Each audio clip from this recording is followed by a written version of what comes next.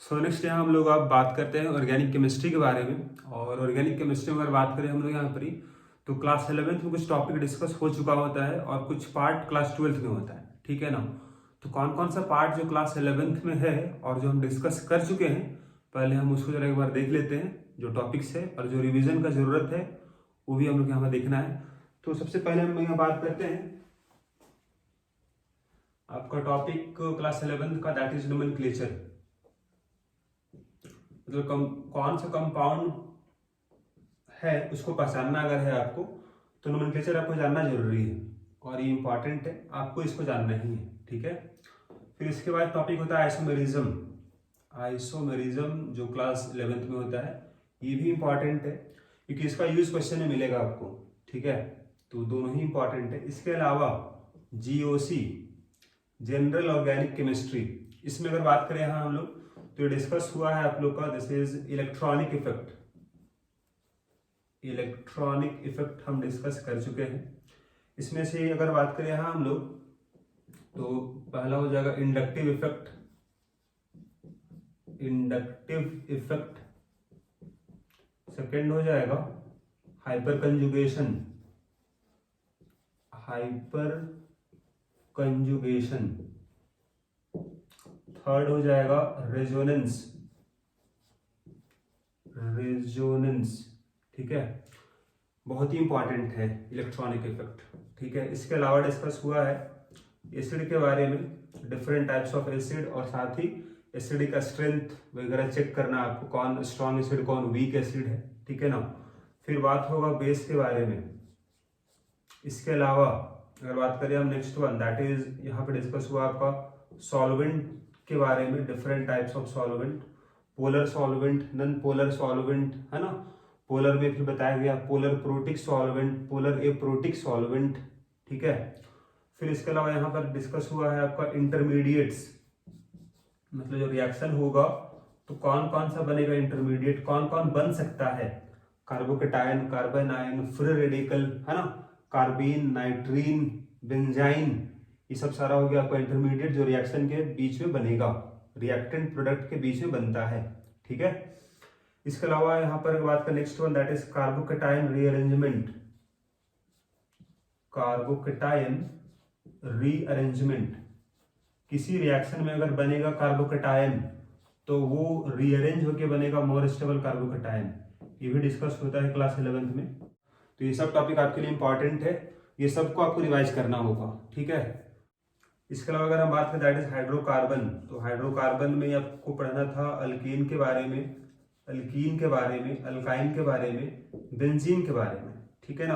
तो हाइड्रोकार्बन में जितना भी रिएक्शन था सबका सब इंपॉर्टेंट है 12th के लिए। तो जितना भी यहाँ टॉपिक हम लिखे हैं ये सब आपको रिवाइज करना होगा for class 12th organic chemistry. इसके बिना क्लास 12th का ऑर्गेनिक केमिस्ट्री आप समझ नहीं सकते हो। आप अगर यहाँ अगर आपको डाउट है तो वहाँ भी डाउट होगा आपको, वहाँ भी प्रॉब्लम होगा, वहाँ रिएक्शन को आप समझ नहीं पाओगे। तो अगर रिएक्शन समझना ऑर्गेनिक केमिस्ट्री में है अगर आपको, तो ये सारा टॉपिक आपको क्लियर होना होगा। तो यहाँ अगर देखो आप इलेक्ट्रॉनिक इफेक्ट, आप जरूर से जरूर एक बार इसको रिवाइज करो आप। इसका एप्लीकेशन वाला पार्ट बहुत ही इंपॉर्टेंट है, हर रिएक्शन में इसका यूज आएगा। कौन सा इंडक्टिव इफेक्ट काम करेगा, -I +I, hyper conjugation, resonance कहाँ पर होगा कहाँ नहीं होगा, इसका यूज कहाँ पर होगा, दैट इज मोस्ट इंपॉर्टेंट, ठीक है। ये अगर अच्छे समझ में आ जाएगा तभी ऑर्गेनिक केमिस्ट्री समझ में आएगा आपको, राइट। तो यहाँ से जो भी पार्ट है आप इसको रिवाइज पहले करो अच्छे से, तब 12th का ऑर्गेनिक केमिस्ट्री आपको समझ में आएगा अच्छे से, ठीक है ना। तो अब 12th में अगर बात करें हम, 12th में कौन कौन सा टॉपिक है जो पढ़ना आपको यहाँ पर है, तो 12th में केवल पढ़ना आपको जो चैप्टर है दैट आर, पहला चैप्टर यहाँ मिलेगा आपको, that is hello alkane, hello alkane and hello Areen, hello Areen, ठीक है। तो इसका आपको पढ़ना होगा, इसका प्रिपरेशन क्या होगा, इसका केमिकल रिएक्शंस क्या होगा, है ना, इसका प्रॉपर्टीज क्या होगा, वो सारा आपको यहाँ देखना होगा। इसके अलावा नेक्स्ट चैप्टर आपको मिलेगा अल्कोहल, फिनॉल एंड ईथर, ठीक है। फिर नेक्स्ट चैप्टर आपको मिलेगा एल्डिहाइड, एल्डिहाइड, कीटोन, है ना, and carboxylic acid, carboxylic acid. फिर इसके बाद पढ़ना होगा आपको अमीन्स के बारे में। फिर इसके अलावा पढ़ना आपको है बायोमोलिक्यूल्स के बारे में। बायोमोलिक्यूल्स में आ जाएगा आपका कार्बोहाइड्रेट वगैरह आ जाएगा, है ना, प्रोटीन है। फिर पॉलीमर एक चैप्टर को मिलेगा, पॉलीमर। तो ये सब चैप्टर को पढ़ना है क्लास 12th में। तो यहाँ जो भी रिएक्शन आपको मिलेगा उस सब में एप्लीकेशन आएगा आपका क्लास 11th का ऑर्गेनिक केमिस्ट्री का, ठीक है। तो हाइड्रोकार्बन का सारा रिएक्शन यहाँ इस्तेमाल होगा, रिएक्शन वाला पार्ट डायरेक्टली इस्तेमाल होगा, ठीक है। बाकी तो यहाँ पर यही सबको आपको रिवाइज करना है, तब हम 12th वाले में आएंगे, राइट। सो नेक्स्ट हम लोग बात कर लेते हैं आपका केमिकल रिएक्शन, है ना। ऑर्गेनिक केमिस्ट्री में जो रिएक्शन होगा उसको यहाँ लिखने वाले हैं। तो यहाँ रिएक्शन जो भी होगा उसको आप इस तरह से दिखा सकते हो। In general there is a substrate, इसका रिएक्शन होगा जैसे उसको बोलेंगे हम रिएजेंट, और ये दोनों जहाँ डिसॉल्व हो जाएगा जिस मीडियम में, तो यहाँ एक सॉल्वेंट भी होगा आपके पास जो दोनों को डिसॉल्व करेगा, और रिएक्शन के बाद जो बनेगा दैट इज प्रोडक्ट। तो ये सब आपको पहचानना होगा रिएक्शन में। ये अगर पहचान लेते हो आप अच्छे से आप, तो रिएक्शन को समझ जाओगे अच्छे से, ठीक है। अब बात करें यहाँ हम लोग सॉल्वेंट क्या होगा। सॉल्वेंट आपको हम बता चुके हैं, it can be polar solvent, non polar solvent. तो एक बार यहाँ आपको हम रिकैप करवा देते हैं सारा चीज। तो अगर बात करें हम सॉल्वेंट के बारे में, तो सॉल्वेंट उसको बोलेंगे जो डिसॉल्व करेगा सबस्ट्रेट को और रिएजेंट को। तो यहाँ बोल सकते हो आप which dissolve substrate and reagent। और कभी कभी ऐसा भी हो सकता है कि अगर किसी रिएक्शन में अगर रिएजेंट नहीं है तो सॉल्वेंट खुद काम करेगा रिएजेंट की तरह, तो वो इसको डिसॉल्व भी करेगा सबस्ट्रेट को और रिएक्शन भी करेगा इससे। तो क्या यहाँ बोलोगे, sometimes it act as reagent. तो कभी कभी रिएक्शन भी करता है, जब रिएक्शन कर जाएगा तो उसका नाम हो जाएगा रिएजेंट, ठीक है। तो ये बात हुआ सॉल्वेंट के बारे में। सॉल्वेंट तो इसको जरा क्लासिफाई भी यहाँ कर ही लेते हैं हम लोग शॉर्ट में, ये हम बता चुके हैं चूंकि। तो सॉल्वेंट को हम डिवाइड किए दो पार्ट में, एक होगा पोलर सॉल्वेंट, दूसरा होगा non polar solvent. Right, polar solvent. अब पोलर को डिवाइड किए थे दो पार्ट में, एक होगा पोलर प्रोटिक सॉल्वेंट, उसको बोलेंगे विच can produce H+ ion. Protic का मतलब ही होगा प्रोटोन से, तो जो प्रोड्यूस कर पाएगा H+ उसको बोलेंगे पोलर प्रोटिक सॉल्वेंट, जो प्रोड्यूस नहीं कर पाएगा H+ उसको बोलेंगे पोलर एप्रोटिक सॉल्वेंट, राइट। अब इसका एग्जांपल यहां जरा देख लो आप। नॉन पोलर के एग्जांपल क्या हो जाएगा, जैसे CCl4, बेंजीन, है ना, ईथर को भी इसी हम लोग लेते हैं, this is non polar solvent. तो ये सब हो गया आपके पास example of non polar solvent. Polar protic example क्या होगा, जो पोलर भी होगा, प्रोटिक मतलब जो which can produce H+ ion, जैसे water can produce H+ ion, ammonia, alcohol या एसिड, कार्बोक्सिलिक एसिड हो गया, ठीक है ना। These are polar protic solvents. फिर अगर बात करें पोलर एप्रोटिक एग्जांपल क्या होगा, एग्जांपल है DMSO, this is dimethyl sulfoxide, DMF, है ना, dimethyl formamide, acetone, this is ketone, है ना, टाइप ऑफ कीटोन है। तो these are example of polar aprotic solvent, right. तो ये तो बात हुआ सॉल्वेंट के बारे में। अगर बात करें आपको हम सबस्ट्रेट क्या होगा, तो सबस्ट्रेट वही होगा जो आपको पढ़ना है चैप्टर। तो अगर बात करें सबस्ट्रेट के लिए, तो जो चैप्टर आपको पढ़ना है वो सारा सबस्ट्रेट में आ जाएगा, दैट इज हैलोअल्कीन एंड हैलोअरीन, ठीक है ना, हैलोअरीन, ये सब आपका सबस्ट्रेट में आएगा। या फिर अल्कोहल है, फिनॉल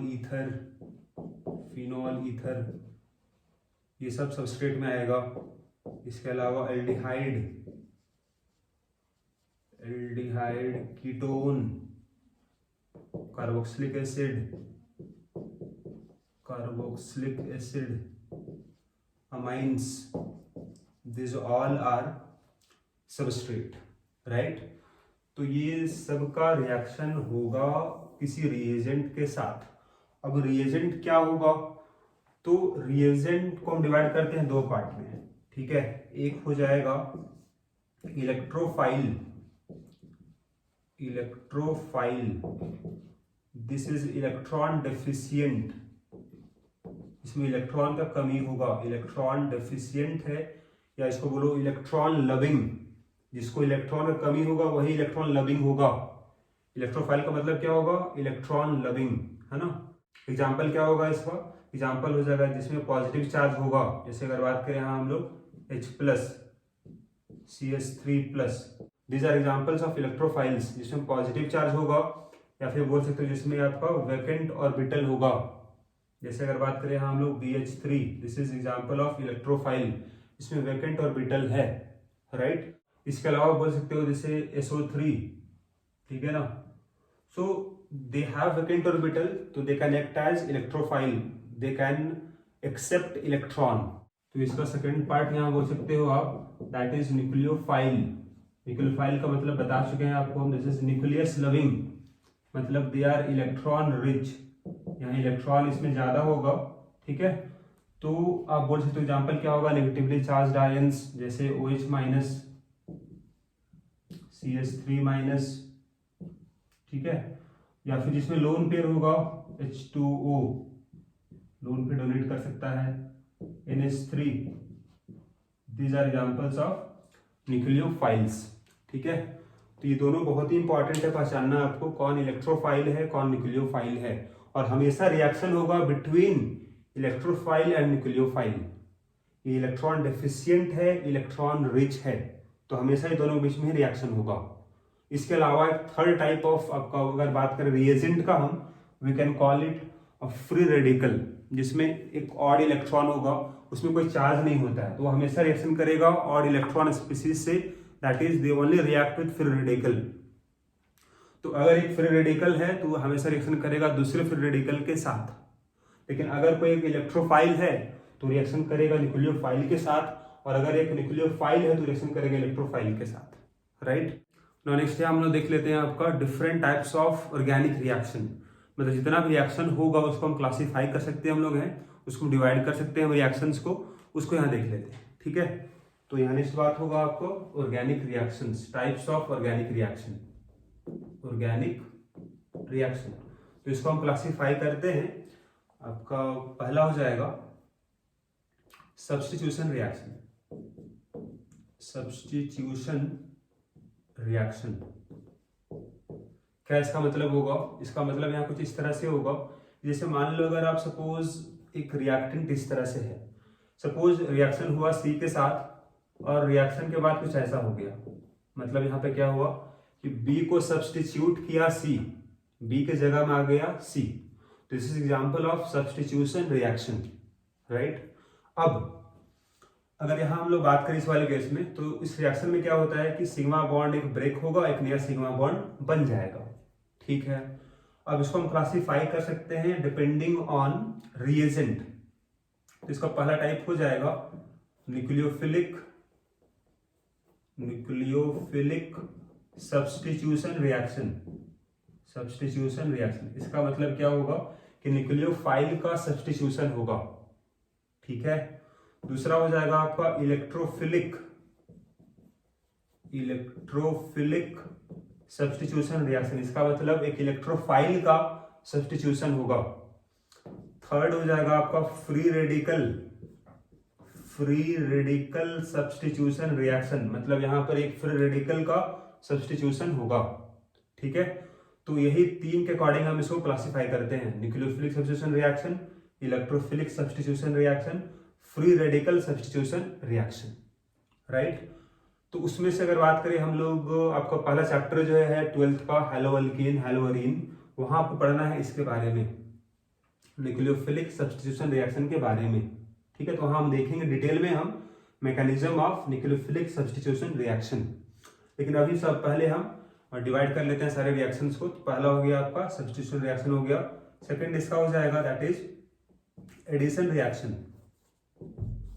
एडिशन रिएक्शन इसका मतलब क्या होगा, जरा इसको यहाँ समझ लो इस तरह से आप। सपोज एक यहाँ पे डबल बॉन्ड था, मतलब मल्टीपल बॉन्ड था, डबल बॉन्ड या फिर ट्रिपल बॉन्ड हुआ, राइट। अगर इसका रिएक्शन हुआ सपोज इस तरह से, एक पाई बॉन्ड टूट गया और वहां सपोज जुड़ गया C और D जुड़ गया, तो यहाँ पर क्या हुआ है, तो यहाँ एक पाई बॉन्ड ब्रेक हुआ, उसके जगह में दो सिग्मा बॉन्ड बन गया। इसको बोलेंगे हम एडिशन रिएक्शन, क्योंकि ये जो अगर रिएजेंट था इसमें ऐड हो गया। This is example of addition reaction. अब इसको हम क्लासिफाई करते हैं तीन तरह से, जैसे यहां पर हम क्लासिफाई किए थे। तो पहला हो जाएगा आपका न्यूक्लियोफिलिक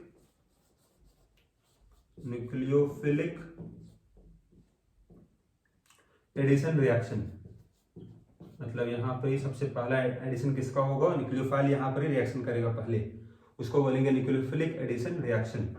सेकंड हो जाएगा इसका इलेक्ट्रोफिलिक एडिशन रिएक्शन, और नेक्स्ट हो जाएगा free radical addition reaction, right. यहां भी तीन तरह का बन गया। अब कौन रिएक्शन किस चैप्टर में मिलेगा वो भी यहां हम लिख सकते हैं इस वाले साथ में, है ना। तो देख लेते हैं हम लोग कि पहला जो रिएक्शन आपके पास था, रिएक्शन कहाँ मिलेगा आपको जनरली, उसको हम बता दे रहे हैं आपको कि आपको मिल जाएगा हैलोअल्कीन में। चैप्टर है हैलोअल्कीन में मिल जाएगा आपको, ठीक है। साथ में इसका रिएक्शन आपका अल्कोहल में मिल जाएगा, तो यहाँ वी कैन राइट हियर, साथ में अल्कोहल में लिख लो आप, है ना। तो नेक्स्ट आपका है इलेक्ट्रोफिलिक सब्स्टिट्यूशन रिएक्शन। ये कहाँ मिलता है, तो रिएक्शन आपको मिल जाएगा जहां कहीं भी बेंजीन है वहां रिएक्शन हो जाएगा। नेक्स्ट है आपका फ्री रेडिकल सब्स्टिट्यूशन रिएक्शन। ये कहाँ मिलेगा, तो ये आपको मिल जाएगा अल्कीन में जो रिएक्शन होता है that is free radical substitution reaction. Next बात करते हैं हम लोग एडिशन रिएक्शन का। तो न्यूक्लियोफिलिक एडिशन रिएक्शन कहाँ पर होता है, ये आपका रिएक्शन हो जाएगा एल्डिहाइड कीटोन में रिएक्शन मिलेगा आपको चैप्टर में। इलेक्ट्रोफिलिक एडिशन रिएक्शन कहाँ मिलेगा, तो ये आपको मिल जाएगा अल्कीन का रिएक्शन और अल्काइन का रिएक्शन वहां मिल जाएगा। फ्री रेडिकल एडिशन रिएक्शन ये भी आपको मिलेगा अल्कीन में, ठीक है। फिर यहाँ आपका थर्ड रिएक्शन हो जाएगा that one is elimination reaction. ये रिएक्शन किस तरह से होगा, जैसे मान लो आप A होगा, B होगा, C है और D है। अगर इस रिएक्शन के बाद दो सिग्मा बॉन्ड टूट गया और वहां बन गया पाई बॉन्ड, कुछ इस तरह का, ये निकल गया बाहर, तो यहाँ सिग्मा बॉन्ड टूट जाएगा, दो सिग्मा बॉन्ड एक पाई बॉन्ड बन जाएगा, बाहर निकल गया वो, ठीक है। इसको बोलेंगे हम एलिमिनेशन रिएक्शन, ये एलिमिनेट हो गया, राइट। तो अब यहाँ भी हम इसको बात करें इसका टाइप कौन कौन सा होगा, इसका टाइप हो जाएगा E1 reaction, E2 reaction and E1CB reaction. These are different types of elimination reaction, right? इसके बाद इसका एक फोर्थ रिएक्शन हम पढ़ना हम लोग को दैट इज रीअरेंजमेंट रिएक्शन।